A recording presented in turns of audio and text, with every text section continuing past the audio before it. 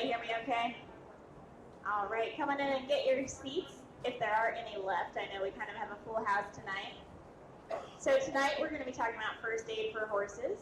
We actually polled all of you guys on Facebook to see which topics you wanted to hear the most. So these are your questions that we're answering, and hopefully we're covering the most relevant topics to help you guys out if you find yourselves faced with emergencies at your farm.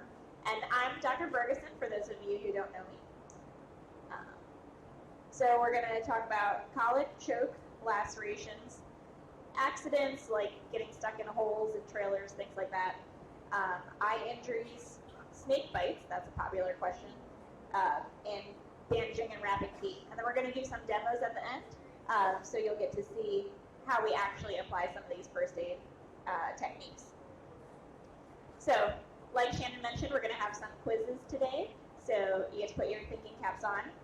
First one is what to do if your horse is colicking. Should you hand walk him until your vet arrives? Give him 10 cc's of Bandage in the muscle. Allow him to lay there quietly until your vet arrives. Or try to manually remove all manure from his rectum. These are all real life scenarios, people. All right. Yes, with your hand raised. A? Nope, that's not it actually. Purple shirt. Nope, and the reason that's wrong is because it says in the muscle. Yes. You got it. All right, would you like a dorm gel, an Arctic cup, or a blanket? Blanket.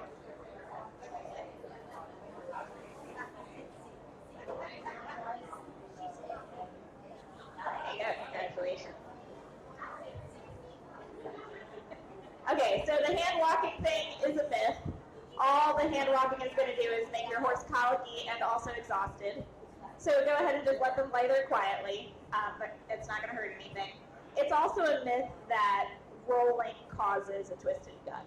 So even if they're laying down and rolling, it should be okay until we can get out there. And then Bandage, the reason that was wrong is because you never want to give Bandage in the muscle. Okay, so first we're going to talk about what not to do. So this is why you don't give Bandage in the muscle ever, ever, ever.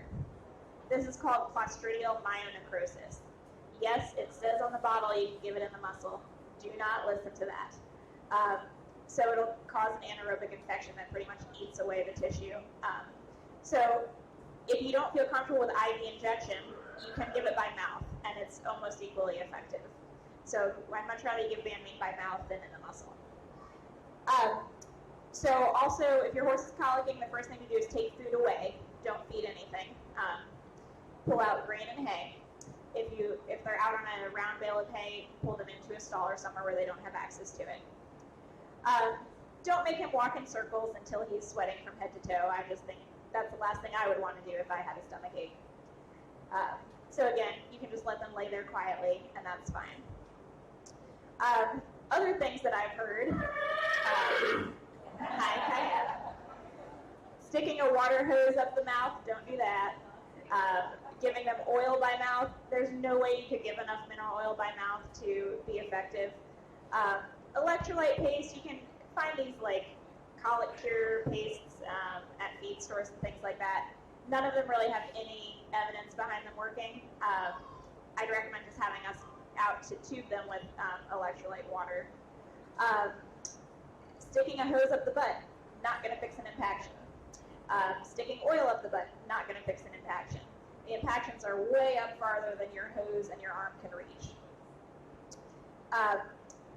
So also, with the Bandage, never give them the muscle, and never give more than a full dose in a 12-hour period. So 10 cc's of Bandage for a 1,000-pound horse, that's a full dose for 12 hours.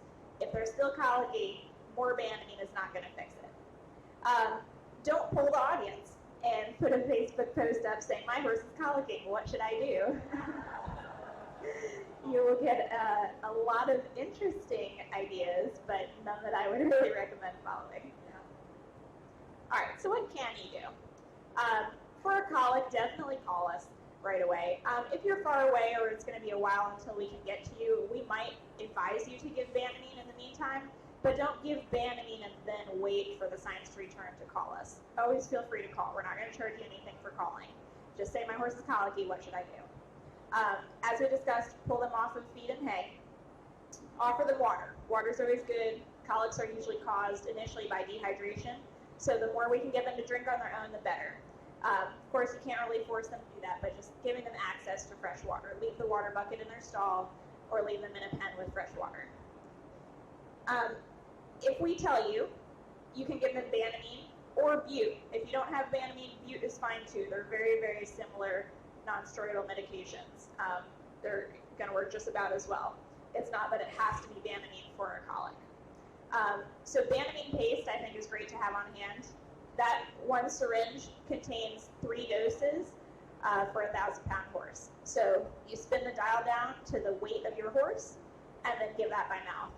Again, works just as well as the liquid. So again, the liquid is 10 cc's for a 1,000-pound horse. The paste is dosed based on weight. If you have Bute on hand, that's fine too. It's about 2 grams. And if you got the Bute from us, that's the little scoops. Each little scoop is a gram. So 2 scoops for a 1,000-pound horse. If you've got a pony, adjust down. So a 500-pound pony is going to get 1 scoop.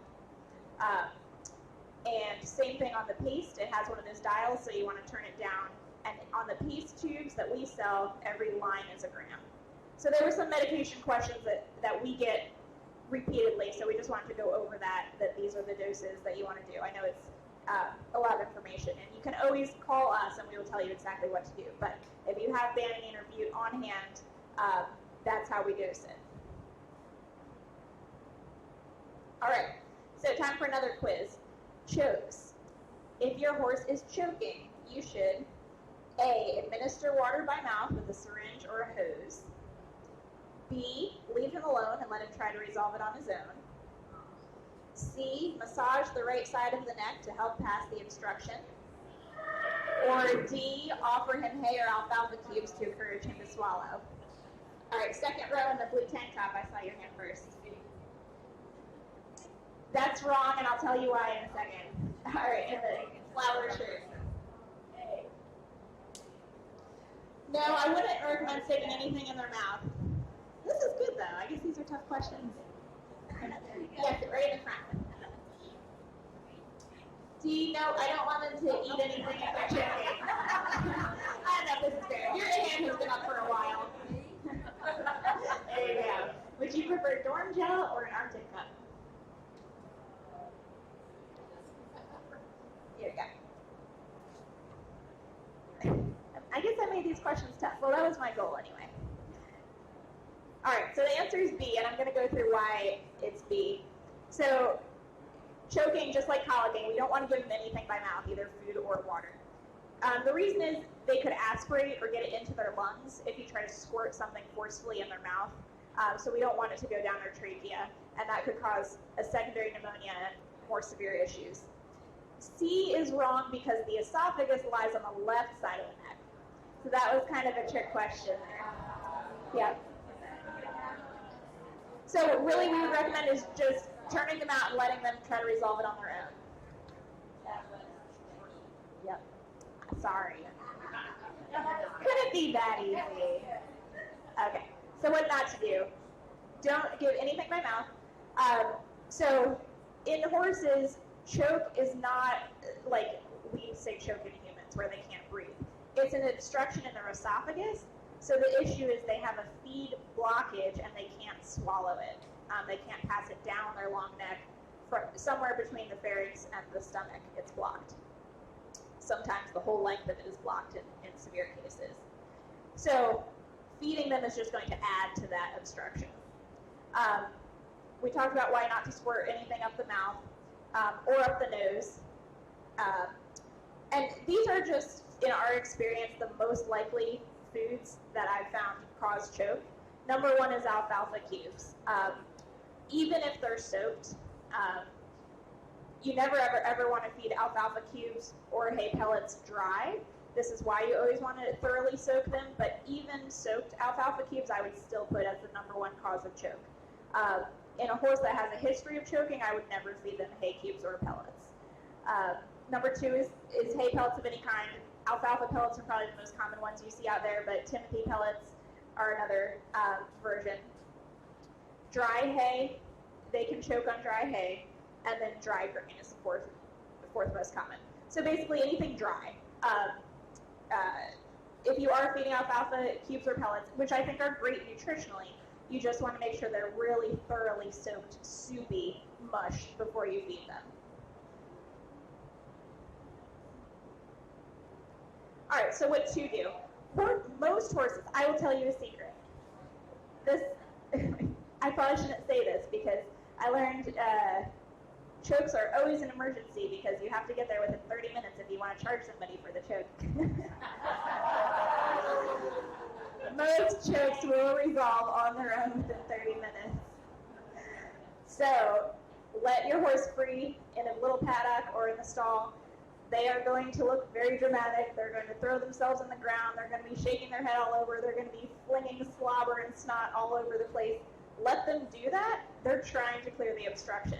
And a lot of horses manage to on their own pretty well. So, and I will fully recommend this when you call. Just turn them out, give them 30 minutes, let them try to resolve it on their own.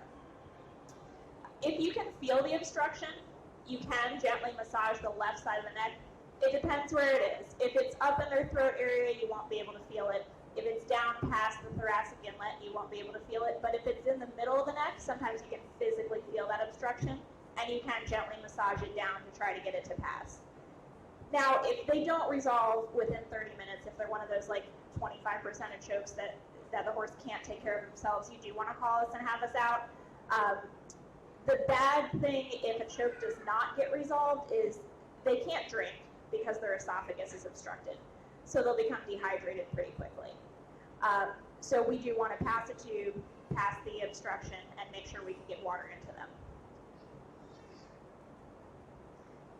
All right, this is my last quiz for you. If your horse has a laceration, you should start by cleaning it with plain water from a garden hose. It works just as well as saline. Do nothing. In some cases, cleaning might do more harm than good. Apply Granulex or Wonder Dust to prevent proud flesh. Use a Q-tip or finger to determine how deep the wound is. Who thinks they have it? Third row in the picture. Right. Yep, you're right. So, no advantage to sterile saline. Cold hosing is always a good thing to do, no matter what type of wound it is. Would you prefer Dorm Gel or a cup? Cup. Yeah. Good job. What's Dorm Gel? Nobody knows. It's a sedative. It's so it's an oral sedative you can use if you want to body clip your horse, or if they're bad at standing for the farrier, you can give them some of this. I'd say clipping is the biggest thing people use it for, body clipping, but whatever you want to do. So yeah, plain water works just as well as saline.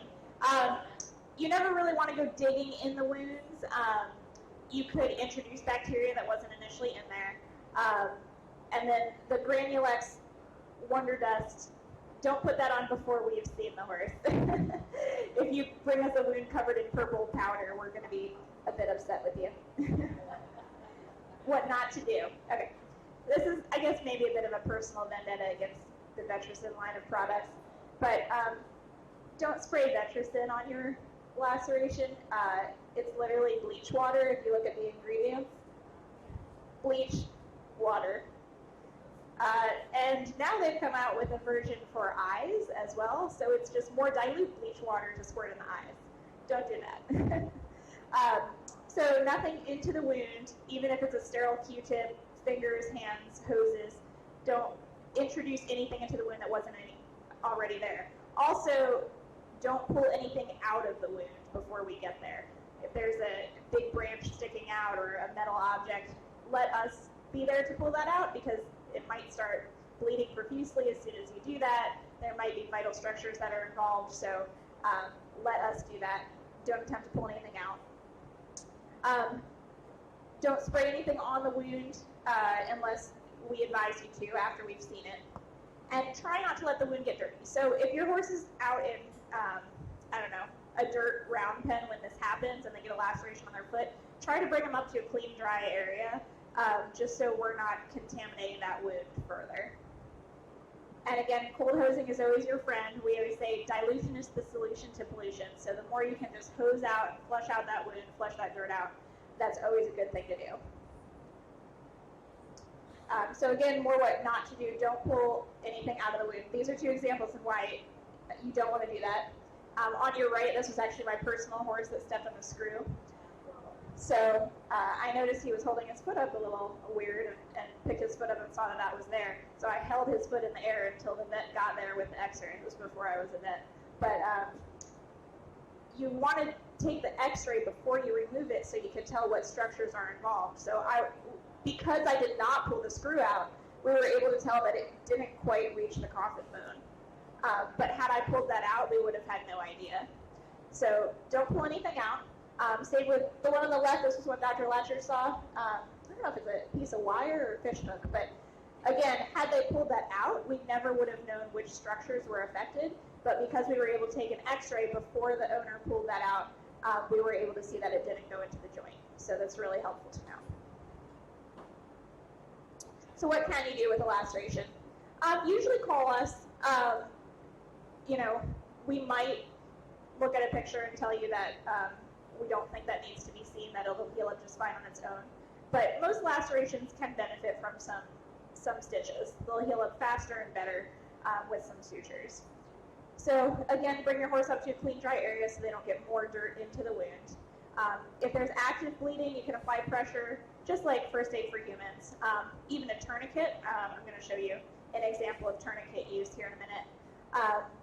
And bandaging. So profuse bleeding of any kind, if they've lacerated an artery or something, just wrap it up with a lot of pressure, and the bleeding will stop eventually.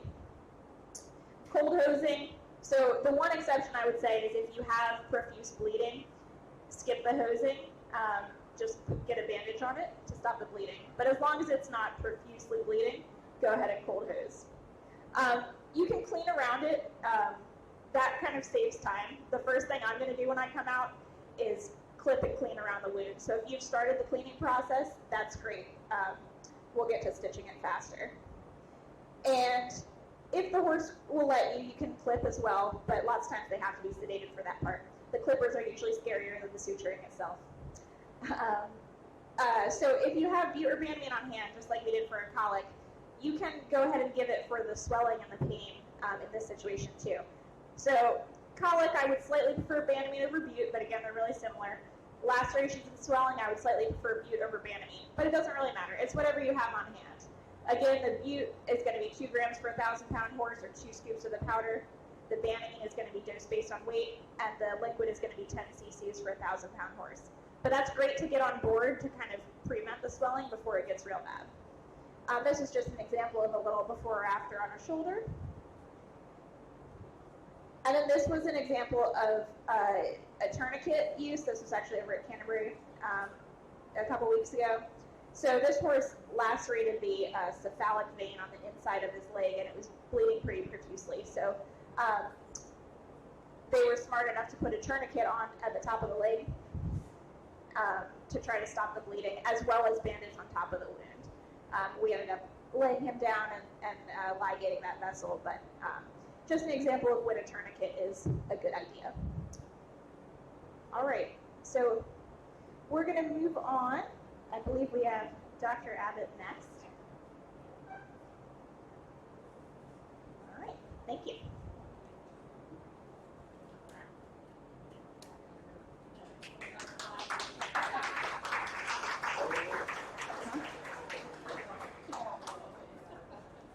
Okay, can everyone hear me? Yes. Okay, so next quiz question is, when you're hauling your horse in a trailer, you should A, use a breakaway halter and avoid tying their head. B, use a breakaway halter and tie their head on a short lead. C, use a nylon halter and always tie their head.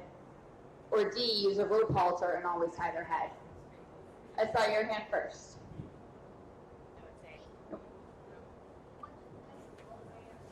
Right there. Yep.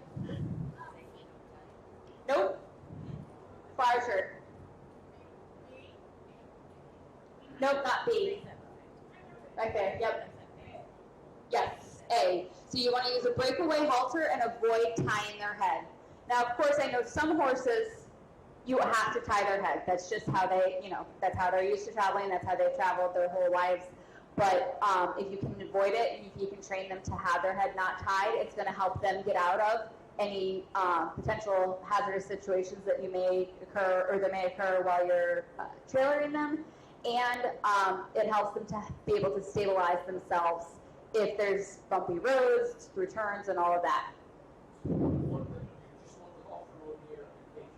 Correct, right. So you want a halter on so that if you were to have an incident that you need to get to your horse and you need to get a lead rope on them for some reason, that you can then, get to that right away. Also, you're going to want to lead your horse onto the trailer and off the trailer, so you want to have a halter on, but you don't want to actually tie their head. Yes, ma'am. I have a 2+1. Yes, ma'am. Yes, ma'am. So you would put your horse in, your box stall, you lead your horse on with a halter and you leave them loose most of the time. And then for the straight load part of your 2+1, you would also want to try and leave their head tied if you can, as long as your 2+1 has a barrier between your horses so they're not biting at each other, of course. I think most 2+1s do, but, some might not. So, yep, it's actually, a common thing that everyone thinks their horse needs to be tied or cross-tied or whatnot. And if you have to do that, that's okay. Some horses are just so used to that if you leave them loose, they're going to try and turn around or try and do something silly. But you definitely want to use a breakaway halter, and you don't want to tie them too short. You want them to be able to move as the trailer moves and be able to catch their balance and whatnot. So say there's a really bad accident and you have a trailering accident or you have a horse in a sinkhole or something like that. Basically what not to do in these situations is the first thing you don't want to do is you don't want to panic. If we're all horse people, we've all been around horses, and we all know that the more you panic, the more they're going to panic. So the biggest and most important thing is to keep yourself calm. I know it's scary, but you have to do that or they're just going to feed off of you. You also don't want to administer any medications or any sedations until you speak with us. Just like Dr. Ferguson was saying, call us and we'll advise you on what to do based on the situation and based on, what's going on with your horse at that time. You also don't want to put yourself or anyone else in danger. If, you don't want to go in the trailer with this horse here that's hanging out of the trailer. If he were to come back, he could fall on you. You don't want to go down in that sinkhole. You're going to get stepped on. You just don't want to put yourself or anyone else in any situation where they can't be safe. Like Dr. Ferguson was saying with the lacerations, you're likely going to have some sort of laceration if your horse has had some sort of accident like this. If there's something stuck in a laceration or stuck in your horse somewhere, don't remove it until we've seen it and we can decide if it's safe to remove. If you do remove it, they could have catastrophic bleeding. And then you don't want to try and move your horse if it's injured or panicking. If your horse is injured and it has a broken leg and you try and move it, it could very easily become, a situation where they can't be saved. So what to do if you have an accident? Call emergency personnel. You can certainly always call the fire department and emergency crew and call your veterinarian, because while you call the fire department, they're not going to know what to do to treat your horse in this situation. Again, you want to keep calm, and if your horse is in a situation where they can get to feed and water, that's what you want to do. You can see actually Dr. Latcher here is in this picture offering this horse, I think she was offering her grain there, because that horse had been in the sinkhole for we don't know how long. So we wanted to make sure that she was still getting everything that she needed while we were waiting for the appropriate people to come and help us with that. You also want to keep the area free of any debris and any hazards. You want to get all of that out of the way so that when people get there to help get the horse out of the situation, everything is clear and there's not going to be other things that could potentially injure yourself or your horse. And you want to keep, people are going to see these kind of things and they're going to be the rubberneckers driving on the side of the road like, oh my gosh, look at that. And you don't want them, doing that. They're just going to be more people to get hurt, more people in the way. So just keep all bystanders, all non-essential personnel out of the way. Oh, and I forgot to give you your prize. Yeah, what did you want? Okay. I'll bring it back in a second, because we'll go through this quiz and I'll hand out prizes. Sorry. Okay, so now we're going to do some eye injury questions, or a question. So if your horse has an eye injury, you should A, put some ointment in the eye and wait a few days to see if it gets better. You should B, put some ointment in the eye that you have in hand and have your vet out. C, don't put any ointment in the eye and wait a few days to see if it gets better. Or D, don't put any ointment in the eye and have your vet out as soon as possible. Oh, wow. Were y'all watching? Justin, were you watching? No. We'll go right here in the gray shirt. Correct. So you don't want to put anything in the eye, and you want to have your vet out as soon as possible, because eyes are always an emergency, and so you always want to have us out before the situation gets worse. What prize did you want? Okay. That one's empty.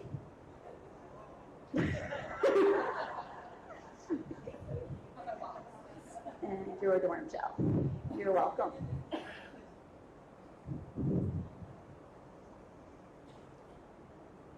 Okay, so you don't want to put anything in the eye, and you want to have us out. The reason why you don't want to put anything in the eye is, one, we need to know what kind of medication you're going to put in the eye before you put it in the eye. If the medication that you have on hand has any steroids in it and you put it in the eye and your horse has an ulcer, you're going to just make the ulcer that much worse and risk perforating the eye, and then the horse is going to lose the eye. So that's why we always recommend that you don't put anything in, let us come out and look at it, let us come and stain the eye so that we can then say, okay, there's no ulcer. We can put in, if we need to put in a medication that has steroids in it, that's fine. If not, then we won't use it. If they have an ulcer, we won't use it. We'll use something else. So what not to do if you have a horse with an eye injury? You may notice that your horse has something stuck in its cornea, or it looks like it has something stuck in its cornea. You don't want to try and remove that, because whether or not it's a foreign body or not, if you remove it, you may cause the eye to perforate, and then you're going to have a horse that you're going to have to take the eye out of. So just leave it there, let us assess it, and then if we feel as though it's safe to remove it, we will apply the appropriate medications and restraint in order to remove it safely. Again, you don't want to apply any topical medications unless we tell you to. And then if you have a situation like this, where you have a piece of skin that's kind of hanging here, do not cut that off. We want to be able to try and suture that back on as much as we possibly can, because that's the horse's protection from the outside elements. So if we cut off their eyelid, they no longer have any protection. You don't want to touch or rub the eye at all. It's just like your eye. If you have an eye infection, you touch and rub that eye, you're going to cause a scratch on the cornea, you're just going to cause more damage. And then you don't want to rinse it with any saline or water, because again, we don't really know what's going on until we see it. And so we want to make sure that we have basically a fresh look at the laceration or the injury before we do anything. So what to do if you have a situation with an eye?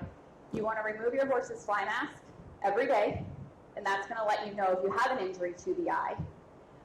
And then once you do have an injury to the eye, you want to continue to remove the fly mask every single day to make sure that there's no more squinting or tearing, and that everything is healing appropriately. You want to keep your horse calm and in a stall if possible. If not, in a paddock is okay as long as they're staying calm. And then you will place a fly mask on your horse every day. And then you can take a picture with your phone, because you're going to call us and we're going to say, do you have a picture? Can you send us one?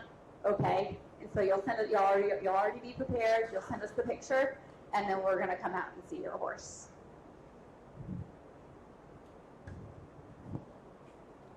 Okay. And now Dr. Latcher is going to... Maybe. There we go. Well, hold on. First, we have a giveaway. Who's ready for a giveaway?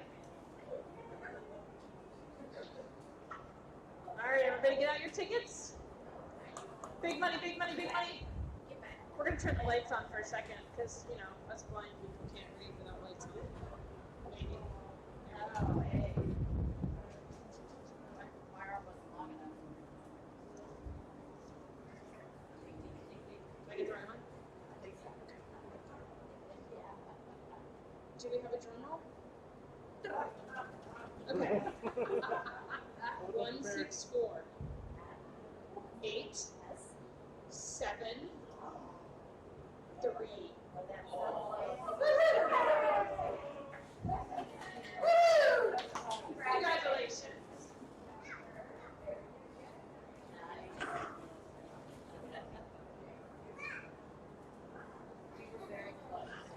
All right, so we're going to do my portion, and then we have the demos after me. Before we start the demos, we're going to grab everybody's questions, okay? So all questions will be answered in time. All right, everybody ready for a quiz? Oh, you're going to hit the lights? I'm sorry, I already forgot. I got excited.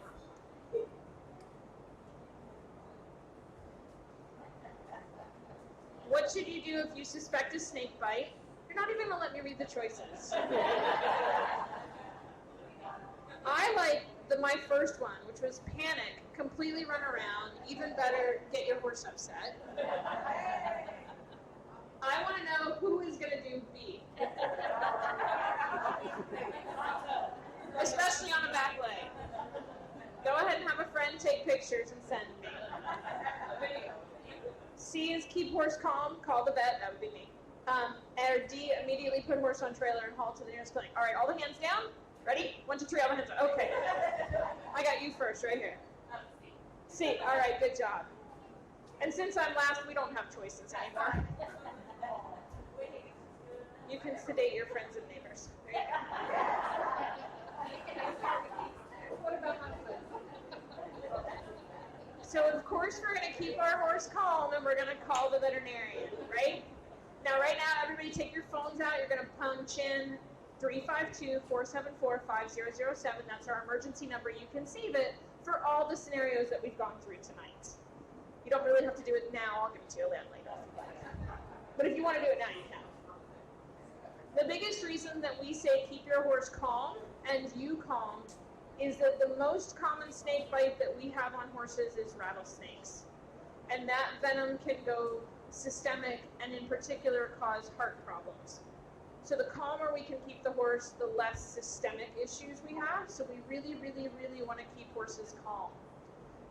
You'll hear about like water moccasins, in particular in Jack Russell Terriers. They come in and they have a snake attached to their lip, and you go, oh, it's that one that bit them. We don't have that problem in horses so much because water moccasins have to get a hold. They have to open their mouth, they have to get a hold of the animal, and they have to sort of chew in order to release their venom. And most of the time they can't kind of get that mouth open enough to get a hold of horses, so we don't see those very commonly at all. In fact, we probably don't know if we have because the horse is gone before we realize what's happened. So it's incredibly rare to see those. But rattlesnakes cause a very specific set of problems. So what are you going to do? You are going to run water. Have you guys noticed a theme? Running water. Yeah. If possible, over the bite as long as possible. In other words, until we get there. And you're going to call us. So again, that was 474-5007. So everyone has it. On the face, we like to apply a warm compress to the area as long as possible because we actually want blood flow when we have a snake bite. That blood flow will help the venom get out. No, you're not going to suck it out, but the blood flow to an area will help move venom out of an area. And you're going to get several small pieces of water hose nearby, just in case. Anybody know why? Exactly. So we're worried about breathing. These guys get huge. And sometimes we're on our way to you as fast as we can get there, and they're swelling while we're on our way. So if at all possible, we have pieces of hose ready, and when the swelling starts happening, you guys are going to put them in. And when we get there, we're going to manage things a little bit better than that. But as long as they have an airway, most of these horses will not panic.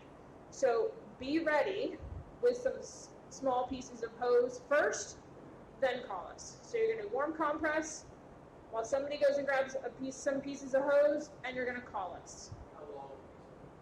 You don't need much.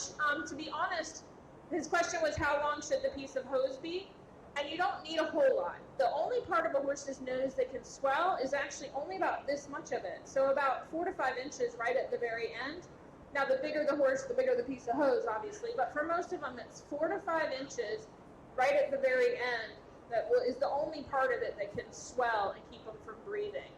Now if we have these guys that have hose up, and we actually will switch them out for big syringe cases when we get there. But typically, we won't have to do tracheotomies, and that's where we have to cut into the trachea and get them breathing kind of through their trachea. We try to avoid that. It's relatively complication-free, but if we can keep them breathing, we'll do all right.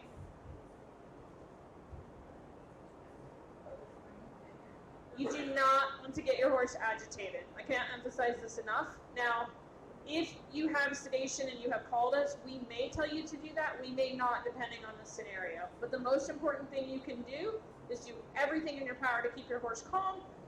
Usually that means removing any hysterical people from the environment. So everybody keep calm and call the vet. That's sort of our motto. The other thing not to do is think that you're a few hours out from this, the swelling is starting to go away and everything's going to go good. Because the real problem with snake bites is what happens afterwards. Snake bites take a lot of time to heal. So a couple of scenarios happen. This guy got bit right here on the nose, and he's incredibly swollen. It has actually started going down at this point, which is why he no longer has hoses up his nose. But the next thing that happened was his nose started sloughing. And they don't slough horribly, but they definitely get these big open wounds on their nose. The bigger ones for us are legs. So this is a horse that got bit in the leg. And see all this redness here? This is all going to slough and be an open wound. So you're not good after a couple hours. You're good after a couple months. These are a long process of wound care after we get done with a snake bite.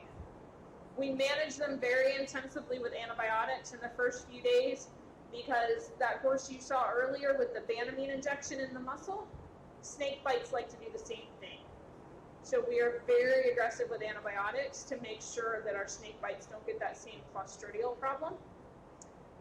You're going to spend a lot of time with a hose, squirting it on the wounds. There is a vaccine available. It's not really a vaccine in the same way that like our Eastern encephalitis is a vaccine, but it can help horses who are in rattlesnake-prone areas. To be honest, we don't use it here because we just don't see the big envenomations that they see out west. But I know a lot of people in like Montana area, they have a really bad rattlesnake problem in the western half of the state, and a lot of them will vaccinate. It is what we call a hot vaccine, where when we give it, we're going to have a reaction. We know we are, so we'll pre-medicate those horses. And it's not effective for very long.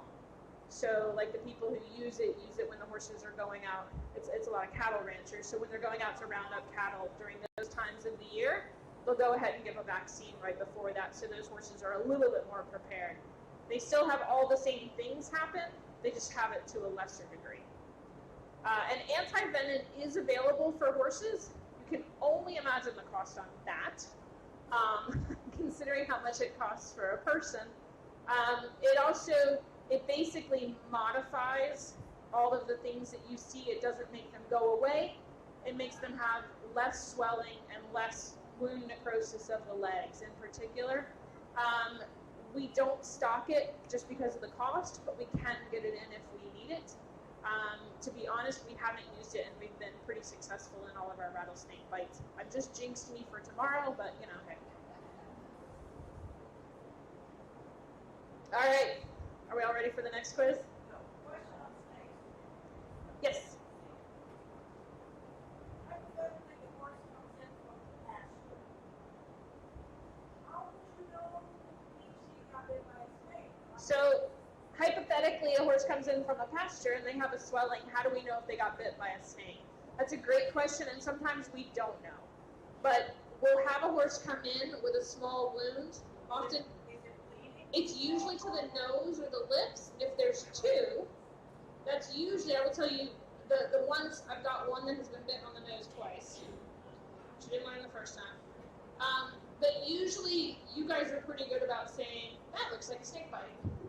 And then I get a picture. And you don't think that until you see it. And then the minute you see it, you'll see this little bleeding wound. That's two. When you see one, it's a little bit harder, but relatively quickly, you're going to see swelling. And I mean quickly. You're going to see some pretty significant swelling happen in that face. And that's when you're like, okay, this is not a normal coming in from the pasture with a tiny wound on my face. They bleed more than you think they should. So there'll be this little tiny wound, and they'll be it's very watery. So there's blood, but it's not like gooey blood is my best explanation. It's more watery. And they never look right to anyone who sees them. Now the legs are a little bit different.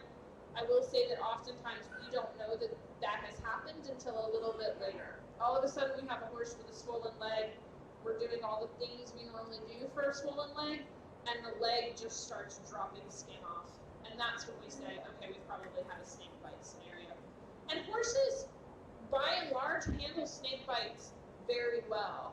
I'm also going to jinx myself here. The only one I've ever lost was a foal that put its nose down to sniff a rattlesnake. I mean, it didn't know better, right? And it got bit right in the jugular vein. So there's not, but the rest of them, we've gotten them all through. It has been a lot of wound care and a lot of management, but we have gotten all of them through. So like I said, the big thing about snake bites is we're going to make it through as long as they can breathe if they get it in the face. And after that, it's just going to be a whole lot of wound care with a little bit of antibiotics on the front end. And I promise I'll answer the other question as soon as we're done. We'll be here as long as there's questions. So when bandaging legs, A, loose is best. B, tight is best.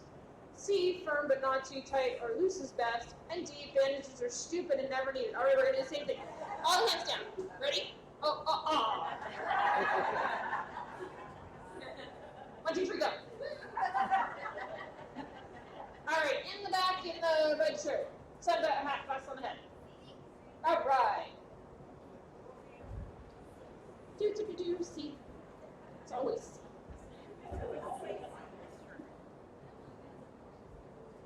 This is like exercise.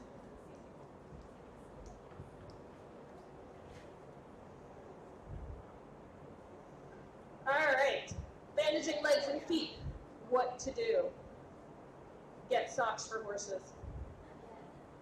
These are socks for horses. I will go ahead and pass this around. But this is the most amazing invention on the planet if you do not already know how to bandage a leg. These are silver impregnated, so there's silver in here. I know it just looks like a sock, right? But they're silver, and the fiber is a wicking fiber.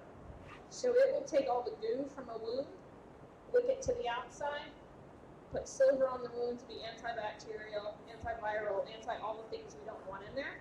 These things are amazing. So if you learn nothing else about bandaging tonight, socks for horses. Yeah. Does it have a shelf life? Forever. Well, we have ones that we've used. I've got one at my house that's been in use for probably 2 years. Not continuously, but if I need it, I put it back on and it looks fantastic. So, there you go. Pass stock rounders. They come in various sizes. They're amazing. Okay, so this is the crazy thing about socks, all right? Just going to put it out there for you guys. They should not work on horses. They're relatively cost effective. It's about $70 to $75 for 4 of them. They are washable, dryable, reusable, and they work really, really well. None of that goes with horses. None of it. None of it. They should be expensive, disposable, horrible for the environment, like you name it. That's what works on horses. These things are amazing. So I will yak on and on to you about socks if you want to know more about them, no problem. All right, you get one more question. Socks for horses are available at soxforhorses.com. They are available through Amazon, but I don't recommend it. It's not the greatest way to get them. SOX. I think it's also SOCX. I think they own both websites, to be honest. And TT Distribution in Ocala also has them. I'll get you when we're all done, I promise. That was SOX for SLX for horses. Amazing, amazing things. If you're not going to use socks, go home and start practicing your bandaging right now. Because bandaging takes practice. Ask any pony club kid about the tongue lashings they have received for improper bandaging. You can do it too tight, you can do it too loose, you can do it too high, you can do it too low. There are a million ways you can mess up bandaging. So if you want all the practice in the world in bandaging, we will help you, we will send you great websites, but go home and practice now because it's a skill that you need time to learn and you need it before you need it. So there's that. The other thing, we'll be using these later, diapers. Apparently these are for small humans. I've never used them on a small human, but they work great for bandaging all kinds of things. We're going to use this one to demonstrate a foot bandage here in a minute, but diapers are absorbent, so if you have a nasty wound, you're trying to keep it clean until we get there, you can gently put it on. You can put it on the leg, you can put it on the head, you can put it wherever. So diapers are amazing. Also fun, just going to put this out there, to buy diapers and randomly put them somewhere in your house, and then when your husband sees them, they sort of freak out a little bit, and you're like, just kidding, it's for the horses. So anyway. She did it for you, didn't she? If you're going to be using diapers on feet, duct tape is your friend, and Gorilla Tape is your really, really good friend. So like I said, we're going to demonstrate that. This is an example of a really good foot bandage. So underneath here, we have a diaper on first, and like I said, we're going to demonstrate this. But we have a diaper. We've used a bit of vet wrap to secure that diaper on, and then we have done duct tape underneath that to give it a waterproof barrier. You don't necessarily need the vet wrap if you're in a pinch and you're trying to get it on and you got to get to work or various other places. You can get it on with just duct tape and work on the vet wrap after you've been to the tack store to get some. But that is a fantastic foot bandage. Here's another example with more padding, and you can see the vet wrap comes a little higher. One of the things you'll note on this that I don't love about it, this vet wrap is a little bit tight. So there isn't padding directly underneath it. The vet wrap in the bottom one just comes above the hoof, and it's pretty loose. Like I'll tell you, I could probably get my finger underneath there. The one above that is a bit too tight for me. If I was just putting that on because I brought the horse in and the vet was on the way, something like that, I'd be all right with it. But if I was going to leave that on longer than about an hour or two, I'd be concerned that that's too tight for me. So be aware that you can get vet wrap too tight for sure. Vet wrap has what we call a waffle to it, where you can see the crinkles.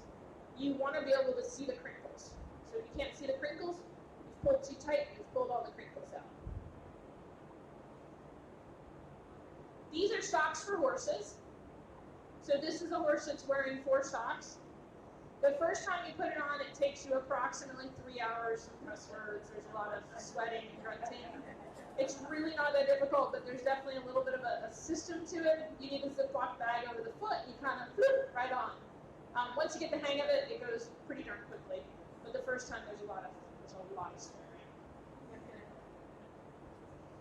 And if when you go home and practice bandaging, your bandages don't look like this, try harder and again. This is your goal. It should be perfectly even all the way around. They should be perfectly even tightness. You should pull firmly but not too firm. So again, if you have a desire to learn how to bandage, either find your nearest pony club kid or ask us and we will help you. But it is not a task to be taken lightly. This is what bandages should not look like. So I did this one in the aisleway the other day because I couldn't find a bad bandaging picture. And Janelle, one of our technicians, walked out of the stall and literally went, it's only on for a moment. And he was under doctor supervision the entire time. So if you go home and practice bandaging and your bandage looks like that, immediately take it off and try again. You can, without a doubt, get bandages too tight, and you can also get them too loose, in case I haven't said that enough times. Definitely don't wing it, learn to wrap. There is an urban legend with wrapping, much like walking colics. Believe it or not, I know that I will get pushback. There is not a wrong direction to wrap a leg. You can actually wrap it either direction. That is an old wives' tale. And you know it's an old wives' tale because if you're at a hunter-jumper barn, you must wrap a leg from front to back. If you are on a standard bred track, you must, absolutely must, or the horse will die, wrap a leg from back to front. What that means is it doesn't matter. Unless you're going to get killed by the trainer at the standard bred barn in the hunter-jumper barn, then it matters. So, all right, everybody ready for some demos? And we're ready for some questions. So, they're going to bring our horse around, our demo horse around, and you guys are going to get to ask questions.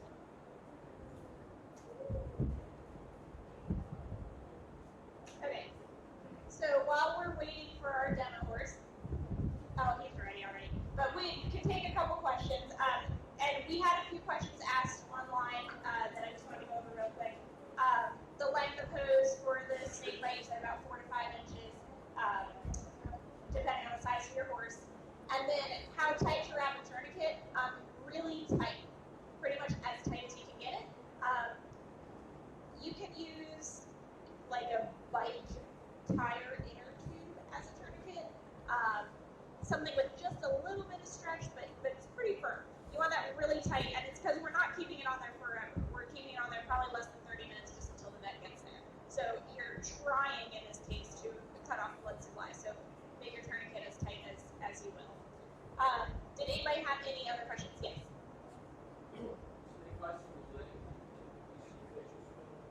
For snake bites on the leg, we don't. We only see facial swelling for snake bites on the face. And the most common place that horses receive snake bites is actually in the lip.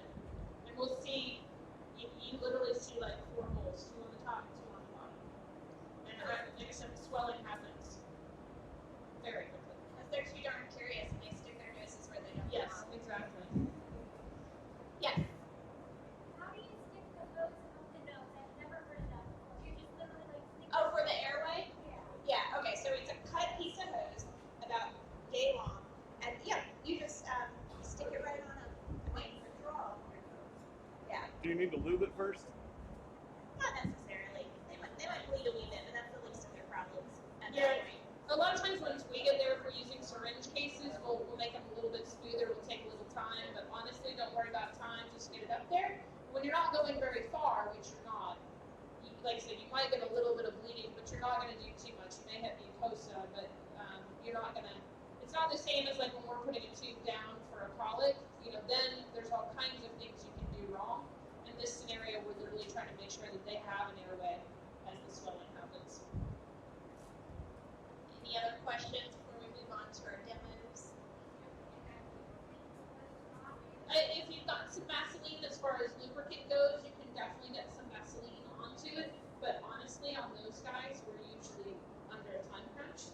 So we just get it in there and they're swelling around it as we go. So yes.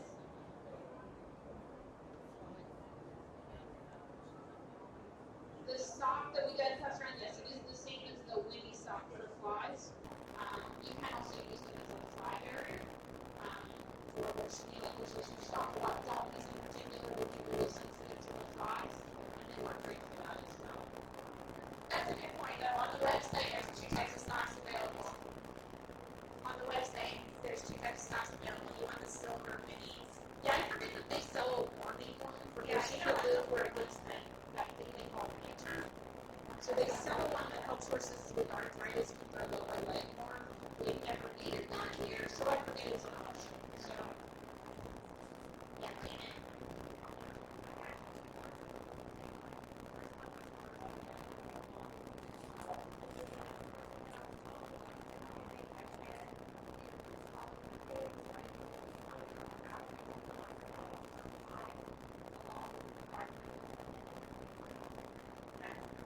You do not have to elevate your head after a snake bite. They're going to swell pretty significantly anyways.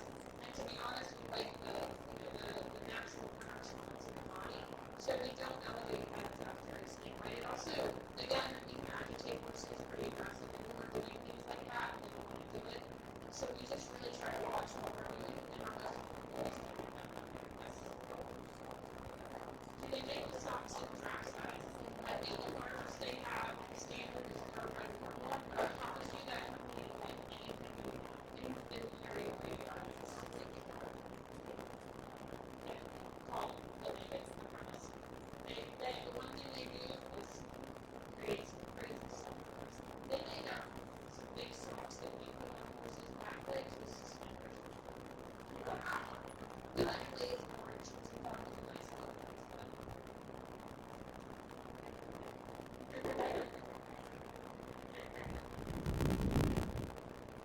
Alright, Cayenne here was nice enough, and his owner's here, so she was nice enough to allow us to use her horse as a demo horse.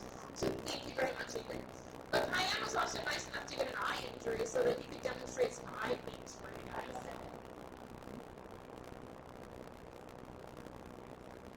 So this is our fancy eye mask that we use on horses that have done significant things to their eye.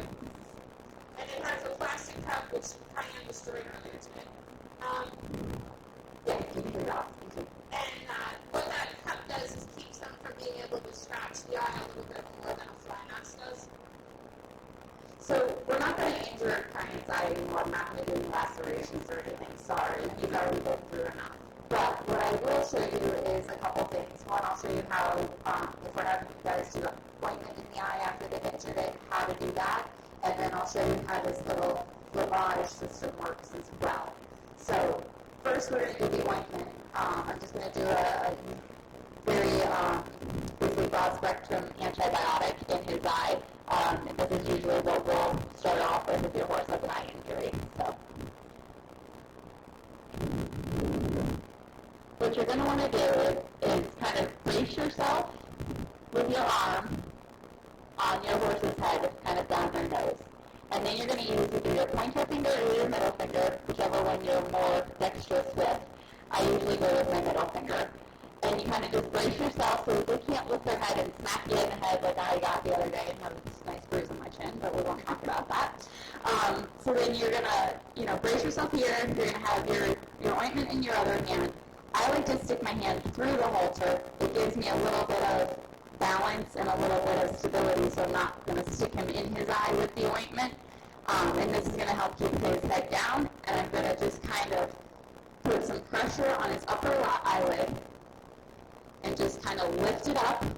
He's not going to love it. Your horse isn't going to love it either, but you just kind of go with them until they settle, and then you can kind of pull his lower eyelid down as well. And then you're just going to kind of squeeze a little bit of ointment right onto his lower eyelid, and then they'll close their eye. And of course, Cayenne is a perfect patient, so it's not always that easy. But you'll get good at it because you're going to be doing it 2 to 3 times a day or more. And so then, Janelle, if you'll kind of turn to the side. So you've kind of been treating your horse's eye injury for a week or 2 and it's not getting better. We're probably going to say, okay, time to bring him into the clinic, time for him to get a little bit more aggressive with the treatment. So what we're going to have then is we're going to put in what's called an SPL, a subpalpebral lavage. So what it is, it's a little tubing system that goes up under their eyelid, and then we kind of move it through their mane, and we put a little catheter and a little injection cap at the end of the catheter, so then we can give him all of his medications through the lavage. That way we're not constantly having to fight with him and fight with his eyelid and upset him. So the way that works is we have one of his eye meds here that he's actually due for, so good for him. And you just have a little needle. He gets just 0.2 of this, so it's not a bunch of medication. And you just kind of go right into the middle of the injection cap. You dispense the medication. Now, 0.2 isn't going to make it all the way to his eye. So the way that we're going to make it go all the way into his eye is we're going to follow it with a mill of air. This is the part that they all hate, but you do it slowly, and they usually tolerate it just fine. We'll also add food treats here so that they think it's a good time. And again, he's perfect, so but you can see, now you know he's getting the medication as he's reacting to it coming in through the lavage. The lavages also yet let us use a wider variety of medications.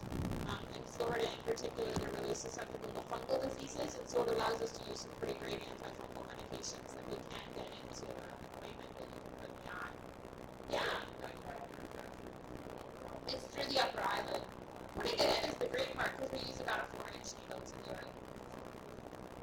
That's the fun part.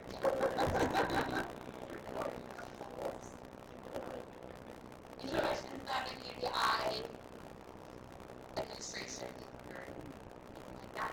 So, alright, super useful bandaging tip for feet. Alright, find yourself a wall and get some diapers. Not just to entertain yourself, but on your husband's face. So you're going to estimate the size of your horse's foot. You don't have to be very good at this. And you're going to take duct tape strips, put them on a wall. This means that you have to hold the foot up less time. That's why this is important. And I'm going to overlap the next strip about halfway over the first one. And I'm going to do it again.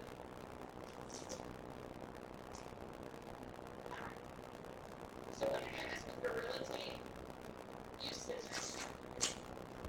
This is not Gorilla Tape. Gorilla Tape is amazing and sticks really, really well. So we just keep doing this until we have a square that is approximately the size of your horse's foot. So we'll call that close enough. And you just peel it off the wall. Now we're going to take the diaper, which has these little tabs so you can hook it around the fetlock. That's why diapers have tabs.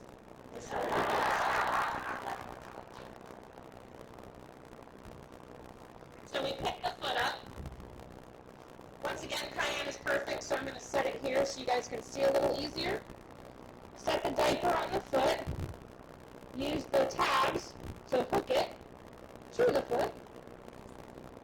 So now, if Cayenne grabs his foot away from me, he'll land on the ground, but the diaper will still be attached. Again, that's what those tabs are for. Now I've got my duct tape square that I'm going to set over the foot, and then I just sort of mash it on. Nobody's going to judge on how pretty it is. And we'll do this demo again up close for anyone who wants to see it. Then I take my duct tape, and I go around, and around, and a little bit up, and around some more. How tight are you pulling? I'm pulling the duct tape pretty tight, because the advantage is I'm actually on the hoof. So one advantage to a hoof is I can pull really, really tight, right? So, anybody got a guess on what part of the foot I want to cover more than any other? I'm going to go for the tip of the toe on the bottom side, because that's where they always wear the bandages through, right here. So there you go. That is a super useful bandage you can pretty much have with you anywhere you are. And like I said, anybody wants to see it up close, Cayenne's got 4 feet. He's a little patient. So he's a very good boy. We're lucky to have him tonight. I'm sure Igor doesn't feel like we're lucky to have him tonight. All right. You guys got any more questions? And again, we'll be around.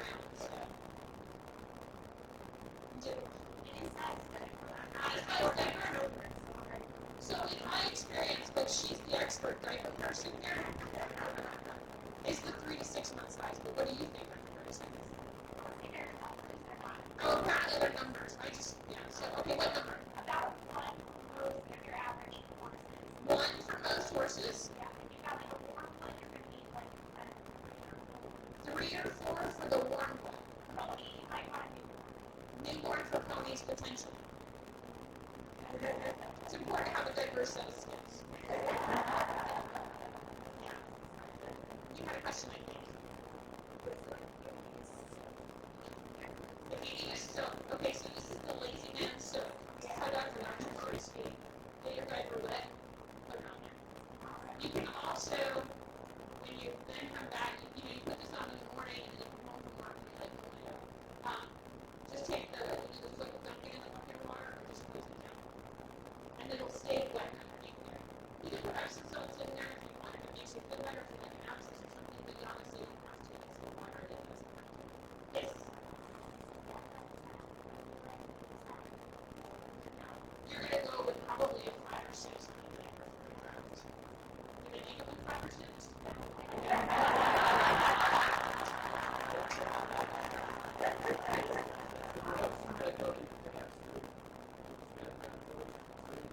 You can use diaper that duct tape. You don't have to. It'll keep the diaper on a little bit better for a little bit longer. What I worry about with that wrap sometimes is being very careful that you aren't too tight up at the top of the foot.